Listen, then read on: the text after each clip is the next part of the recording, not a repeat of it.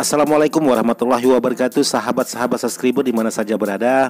Kali ini saya kedatangan sebuah alat SMPS pengganti sebuah trafo khususnya untuk power. Kedatangan alat SMPS ini mati total karena sangat jauh datangnya dari kota Singkawang. Jadi untuk menyampai di kota Pontianak kurang lebih 5 atau 6 jam. Jadi kebetulan juga ada permintaan dari subscriber yang minta dibuatkan tutorial tentang perbaikan sebuah alat SMPS ini. Jadi untuk itu jangan lupa di like and share atau ditunggu subscribe-nya. Dan jangan lupa ikon loncengnya juga harus ditekan. Oke sahabat YouTube, selamat menyaksikan. Nah, di sini sudah ada sebuah perangkat alat SMPS buatan pabrik. Di sini ada R, bisa sahabat perhatikan R kapur. Sedangkan di sini titik pin input AC 220 kiri dan kanan antara min dan plus sama. Untuk plus terhubung ke fuse. Seperti ini ada fuse di sini, fuse pengaman. Sedangkan di bagian min juga ada pin terhubung langsung ke kaki kuil. Di sini ada kuilnya. Nah, ini kuil penghambat tegangan. Setelah keluar dari kuil bisa sahabat perhatikan terhubung ke kaki R. Nah, jika R ini hidupnya hanya sementara, setelah protek main maka R ini sudah tidak bekerja lagi. Nah seperti ini, kaki kiri dan kanan R terhubung ke protek sama. Sedangkan ini kaki input protek dan ini proteknya atau relaynya.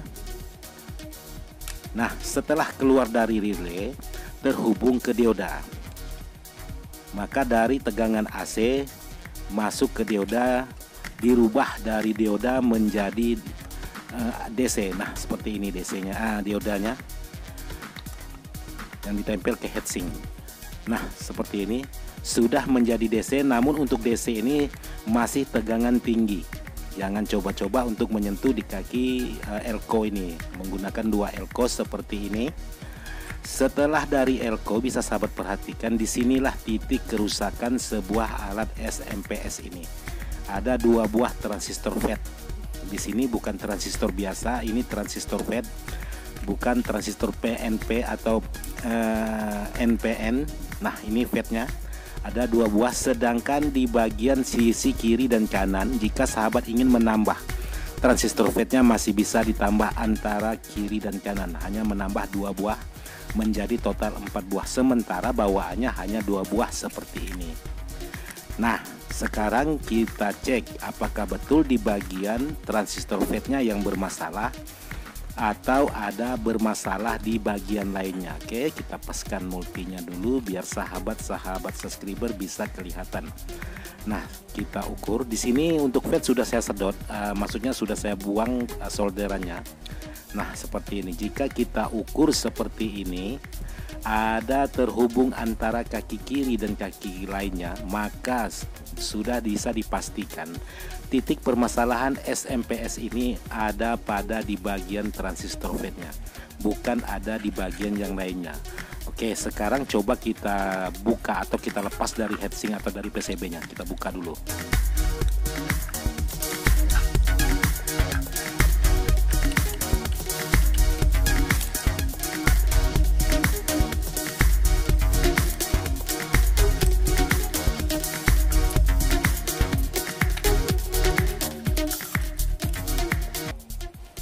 Oke, ini FET bawaan aslinya. Jika kita lihat sepintas lalu sama seperti TIP 3055 atau 2955 yang original. Jadi fisiknya sama dengan TIP. Jadi ini bukan TIP, ini ialah FET transistor FET. Sekarang coba kita ukur di bagian transistor FET yang sudah bermasalah. Sekarang coba kita lihat. Kita ukur seperti ini kiri dan kanan. Jika sudah naik seperti ini berarti bukan FET masih bagus. Ini menandakan FET ini sudah bermasalah alias sudah konslet. Jadi buat sahabat, jika mengukur transistor antara kaki kiri dan kaki kanan sudah terhubung sama seperti yang ada di video saya kali ini, bukan berarti FET ini masih bagus. FET ini alias sudah bermasalah alias sudah konslet. Nah seperti ini, bukan ini yang bagus, ini ialah yang bermasalah. Nah seperti ini. Jika seperti ini sudah dipastikan, dinyatakan fatnya sudah bermasalah. Nah, sekarang coba kita ambil, kita tes yang masih bagus. Kita simpan dulu yang sudah rusak. Nah, ini yang masih bagus. Saya cari tipe berbeda, hanya ampernya lebih besar daripada bawaannya. Nah, kita ukur seperti ini. Nah, jika kita ukur seperti ini, tidak ada perubahan pergerakan dari jarum multi. Artinya bukan fade ini sudah rusak, fade ini masih bagus. Jika kita ukur bolak-balik antara kiri dan kanan, kita bolak-balik, tidak ada perubahan atau tidak ada pergerakan dari jarum multi. Itu artinya masih bagus, kecuali di bagian titik pin yang satunya memang ada perubahan, memang ada pergerakan, namun tidak begitu tinggi alias tidak mentok di jarum multinya. Nah, seperti ini. Sekarang coba kita bandingkan antara fade yang masih bagus dengan fade yang sudah bermasalah. Kita ukur sama-sama. Nah, ini yang sudah bermasalah, ini yang masih bagus. Kita bandingkan antara dua. Ukur yang masih bagus dulu. Sekarang saya ukur. Posisi kita samakan. Nah, seperti ini, tidak ada pergerakan di bagian jarum multi. Bisa sahabat perhatikan. Nah, di jarum multi tidak ada pergerakan sama sekali. Jika kita ukur yang sudah bermasalah, pasti ada pergerakan di jarum multi. Nah, seperti ini. Yang masih bagus tidak ada pergerakan di jarum multi, sedangkan yang sudah bermasalah alias sudah konslet ada pergerakan di bagian jarum multinya. Jadi bukan berarti yang tidak naik seperti ini atau tidak ada bergerak sama sekali di multi yang masih sudah rusak. Justru sebaliknya, yang masih terhubung antara kiri dan kanan inilah yang sudah rusak, menandakan transistor fade ini sudah konslet. Jika kita paksakan, bisa-bisa NCB PLN kita bisa jeklek.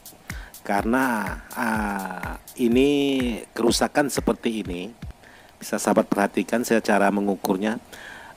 Kerusakan seperti ini mudah memutuskan fuse R kapurnya, sementara R kapurnya 15 watt 15 ohm. Jika R kapurnya tidak putus, bisa jadi fuse-nya yang putus. Kalau fuse-nya tidak putus, bisa jadi NCB PLN kita yang jeklek alias turun. Jika bermasalahan seperti ini, tergantung dari NCB kita. Nah, bisa sahabat perhatikan sekali lagi, kita bandingkan. Nah, sudah rusak. Ini yang masih bagus, naiknya tidak begitu mentok tinggi. Nah, seperti ini mentok tinggi, bisa sahabat perhatikan di multi saya, mentok tinggi. Sementara yang masih bagus tidak begitu mentok tinggi. Sementara yang kaki pin yang lain tidak ada pergerakan sama sekali di jarum multi. Itulah perbedaan antara titik pin yang masih bagus dan masih rusak seperti ini. Untuk kali ini saya mengganti fade-nya dengan nilai ampere yang berbeda dengan ampere bawaannya, karena saya menggunakan fade mesin las. Nah, seperti ini. Sekarang coba kita pasang. Oh ya, sedikit saya menjelaskan. Perhatikan apakah di bagian komponen-komponen switchingnya ada bermasalah atau tidak. Seperti ini, sahabat pastikan dulu sebelum mengganti fade-nya. Jika di bagian komponen ada yang bermasalah seperti dioda Zener dan dioda biasa, jika ada yang bermasalah bisa menyebabkan transistor fade-nya kembali short alias jebol. Oke, sekarang kita pasang transistor fade-nya. Apakah setelah pemasangan ini berjalan dengan sempurna atau tidak sama sekali?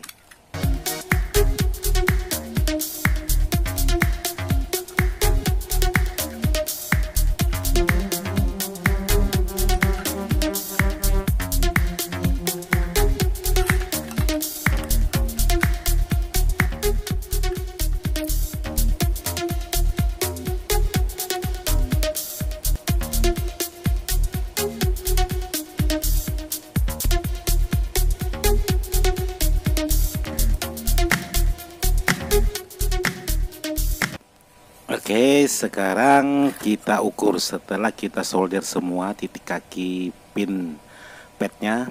Kita solder, kita perhatikan apakah jika kita ukur dalam keadaan bersolder seperti ini, jarum multi mentok atau tidak. Nah, jika dalam posisi normal seperti ini, jarum multi hanya naik sedikit. Sekarang kita periksa R-nya. R-nya sudah putus karena permasalahan di fade, jadi bebannya ke R-nya. Jadi R-nya harus kita ganti, harus dilepas dulu baru kita ganti. Nah, karena R ini permasalahannya startnya hanya untuk fungsinya hanya untuk start. Setelah protect bekerja, maka R ini tidak akan berfungsi lagi. Namun jika R tidak berfungsi, maka R ini punya beban sangat berat atau kerja sangat keras. Nah, kita perhatikan R-nya sudah putus. Kita ukur.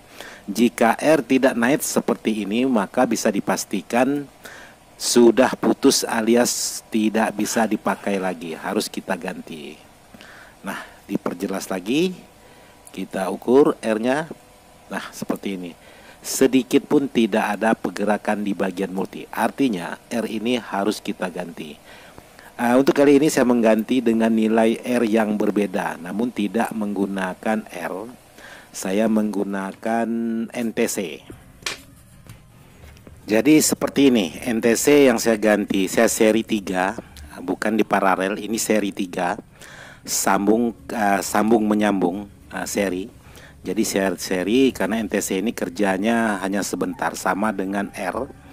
Pekerjaannya hanya sebentar. Setelah relay atau protectnya bekerja, maka sudah dipastikan NTC ini tidak akan bekerja lagi. Akan tetapi jika relay atau protectnya tidak bekerja, maka yang berat bebannya ialah di bagian R atau NTC-nya. Oke, sekarang kita coba colokan listrik. Jika sudah kita ganti NTC, transistor FET sudah saya ganti, dan kabel AC listrik 220 juga sudah saya ganti. Sekarang kita colokan. Nah, lampu indikator di bagian power sudah menyala seperti ini. Jika sudah menyala seperti ini, bisa dipastikan bahwa SNPS ini sudah bekerja dengan sempurna. Nah, sekarang untuk memastikannya kita ukur menggunakan multi. Kita colokan ke listrik, hati-hati karena ini ada hubungan dengan tegangan tinggi. Jadi perlu ketelitian di saat pengukuran tegangan. Oke, kita colokan listriknya. Dan kita ukur sekarang menggunakan diameter 50 volt dari multi DC. Oke, kita robah dulu. Multinya menggunakan diameter 50 volt. Maksudnya 250. Maksudnya seperti ini. Kita ukur di bagian output. Nah, seperti ini. Sudah menunjukkan angka 140 volt seperti ini. Karena ini dalam posisi kosong, jadi angka yang tertera di bagian kurang lebih 140 volt di bagian multi. Menggunakan diameter 250 volt, sama antara min dan plusnya. Karena yang hitam itu ground atau CT. Karena di sini ada juga tegangan untuk kipas angin. Di sini ada tegangan untuk kipas angin hanya 12 volt. Kita ubah menggunakan diameter 50 volt. Nah, ini untuk tegangan kipas angin. Dan ada lagi satu tegangan di sini ialah tegangan ekstra. Nah, lampunya masih menyala, artinya SNPS ini sudah bekerja dengan normal. Nah, ini untuk kabel kipas angin. Sedangkan di sini 24 volt. 24 volt jika dibeban menjadi kurang lebih 18 volt. Oke, sahabat-sahabat subscriber, semoga video saya kali ini bisa bermanfaat. Walaupun sedikit kurang jelas masalah penjelasannya, mudah-mudahan sedikit bisa membantu. Oke, jika suka dengan video ini jangan lupa di like and share atau ditunggu subscribe-nya. Wassalamualaikum warahmatullahi wabarakatuh. Selamat berjumpa lagi dengan video-video yang akan mendatang.